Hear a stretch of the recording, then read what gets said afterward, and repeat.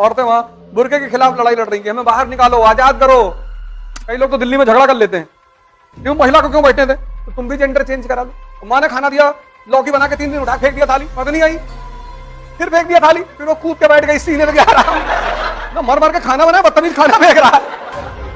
वो पुरुष को खींचते हैं अपनी तरफ, नाहक में तुम ऐसा पलट के नहीं देखते, वो तुमको क्यों नहीं देखती, वो भी तुमको देखे अगर तुम बुलेट उठा लो सड़क पे। लेकिन अगर तुम हिल रहे हो, गुटखा खाए हो, हिल रहे हो, और चौथी चीज जो सबसे ताकतवर चीज है, जो आदमी के मन को रोक देती है, वो है सेक्स।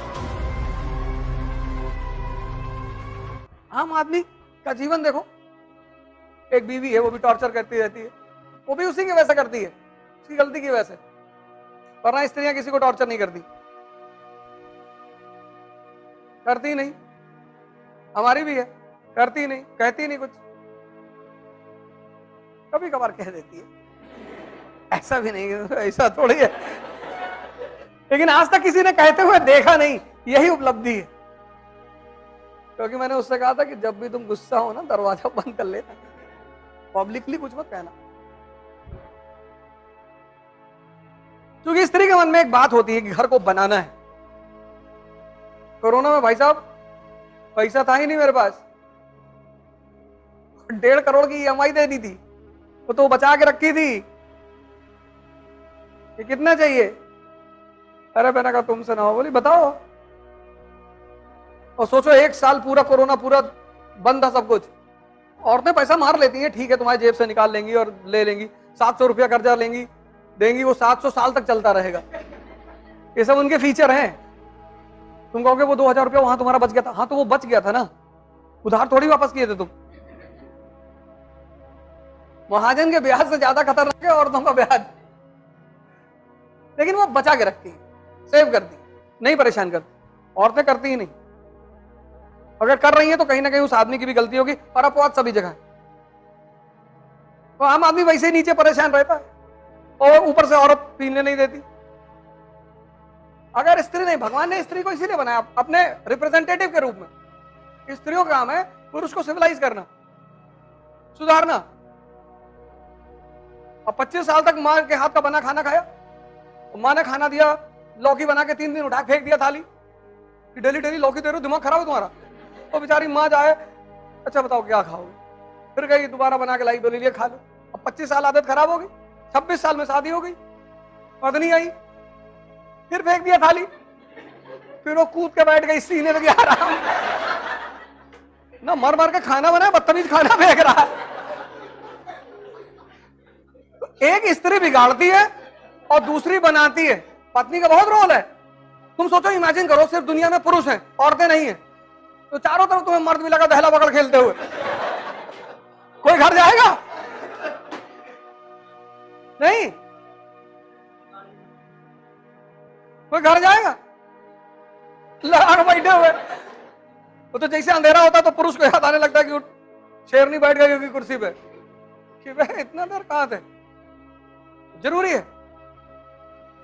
होटल रेस्टोरेंट वगैरह में देखो, लड़का का लड़की के साथ बैठ के कुछ खाता है, बड़ा डिसेंसी से खाएगा, एकदम काट वाट के चाकू वाकू, अकेले खा रहा था पूरा हाथ में लपेट के डाल। तुमने इन सब चीजों में, ये सब हुआ तुम्हारे भी सामने, तुमने गौर नहीं किया। मेरी आदत है, मैं देखता रहता हूं, मुझे मजा आता है।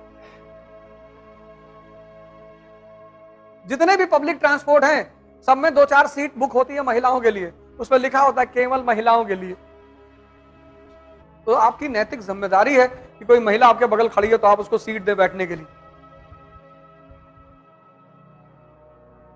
ये मॉरल रिस्पॉन्सिबिलिटी है, इसी को कहते हैं रैशनलिज्म। औरतें वहां बुर्के के खिलाफ लड़ाई लड़ रही है, हमें बाहर निकालो, आजाद करो, नहीं लड़ रही है, लड़ रही है। तो ऐसी चाचा यहां नहीं जा रहे हैं, नहीं तो यहां की औरतें अगर पढ़ ले मुसलमान बहुत मारे उनको। लेकिन एक बात यहां पे मैं और ऐड करूंगा कि बुद्ध ने कहा कि हम अपने संघ में स्त्रियों को नहीं आने देंगे। कहा ना पहले, आनंद ने कहा क्यों?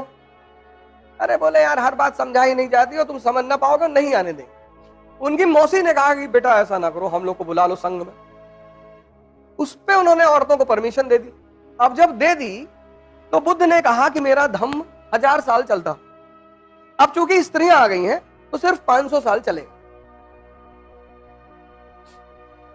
इसकी वजह स्त्रियों से नफरत नहीं है, ईर्ष्या नहीं है, इसकी वजह उनकी शक्ति है।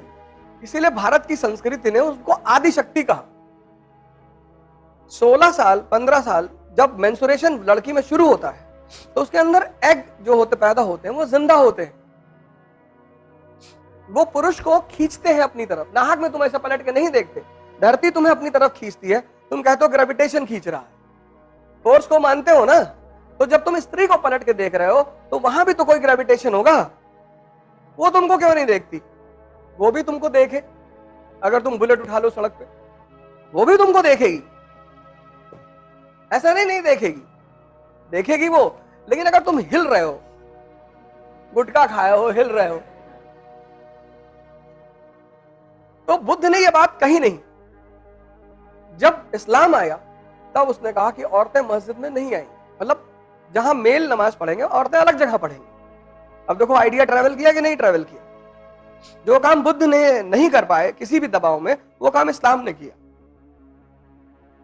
अब नया नया जो आदमी ध्यान करने जा रहा है, 2 दिन हुआ ध्यान करते हुए, और पायल की आवाज आई, ध्यान कर रहा है, उसने एक आंख खोल के देख लिया, फिर बंद किया, तो ध्यान टूटा कि नहीं टूटा? टूटा ना। दुनिया में मन जो शांत होता है वो बस 2 ही चीजों से शांत होता है तुरंत। तीसरे चीज से जब शांत होता है तो परमानेंट हो जाता है, वो है मौत। आदमी मरा, सांस खत्म, सांस खत्म, मन खत्म। मौत में पूरे शरीर में एक ही चीज गायब होती है, वो है सांस। और सांस का संबंध है मन से। तुम गुस्से में रहोगे, सांस तेज चलेगी। तुम देखो जैसे जैसे तुम्हारा मनोभाव चेंज होते हैं वैसे वैसे तुम्हारी सांस भी चेंज होती है। इसीलिए दुनिया में ज्यादातर ध्यान की जो विधियां हैं वो सांस से शुरू होती है। कहती है अपनी सांसों को देखा करो। इतना आसान नहीं उन्हें देखना, बहुत मुश्किल लगती है उसको देखने में, लेकिन देख लेता है यार।